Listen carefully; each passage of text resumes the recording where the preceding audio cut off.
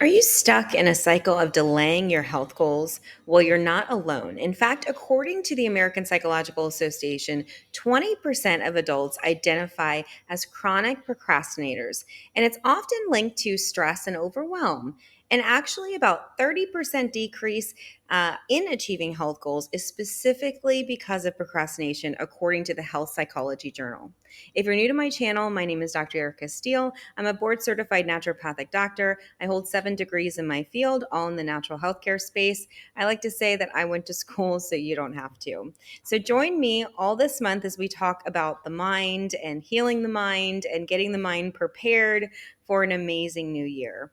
We also have a wellness collective, which will be launching January 15th. It's a group coaching awareness around our very structured around our mind, breaking it down, giving you tools at a really affordable price. So definitely check that out.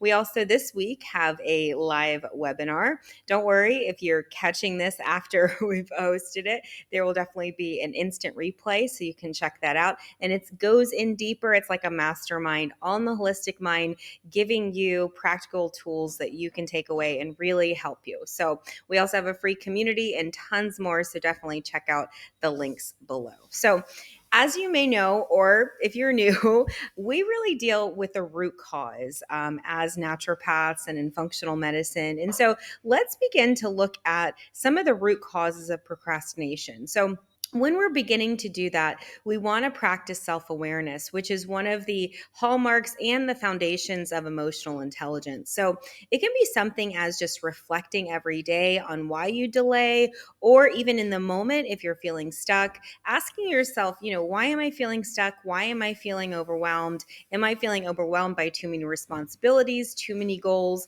That self-awareness is really important and actually key, because if you don't know why you're stuck or overwhelmed, then you really can't find a path forward. I'll often notice if I'm overwhelmed or just kind of cycling with a whole bunch of stuff, I'll stop and I'll just dump everything out on a piece of paper, because that way I can now create a wellness plan that I can stick to. I can break it down into small little actionable items. I can go, okay, 20 minutes here, 15 minutes here, 20 minutes there. And that way it gives me those small wins that then I can use as momentum, right? I also sometimes will use the 2-minute rule. So anything that I can do, let's say in 2 minutes or less, like let's say if I'm walking by something and I see it out of place, if I'm going to that room, I'll grab it because it's less than 2 minutes. That way it doesn't lead to kind of building things up and building things up. And then the more clutter that's around, the more overwhelmed, unfortunately, many of us feel. The other thing too is preparation and pre-planning. We often shove so many things and too many things in a day. So making sure that you set things out the night before, or really prepare and prioritize ahead of time, because that's really going to help you as you're moving forward, really to take the pressure off, and really it's just grab and go, right? And lastly, we're really going to support those small wins, especially even if it's just picking things up, right? Or even writing things down, or even just be practicing self-awareness. And lastly, I know I said I was going to do one more, but the mindfulness practice is so important. And what I mean by that, meditation, a daily meditation practice that you can practice breathing exercises to calm your mind.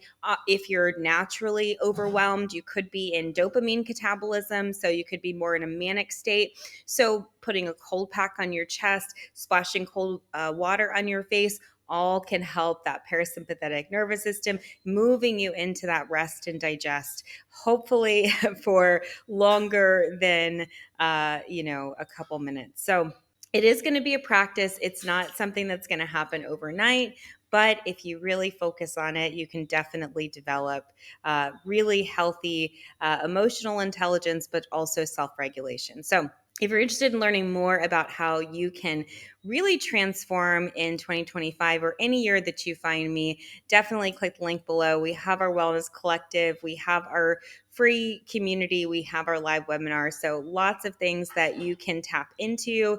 We would love to have you and just continue to educate you and your family about how to live holistically.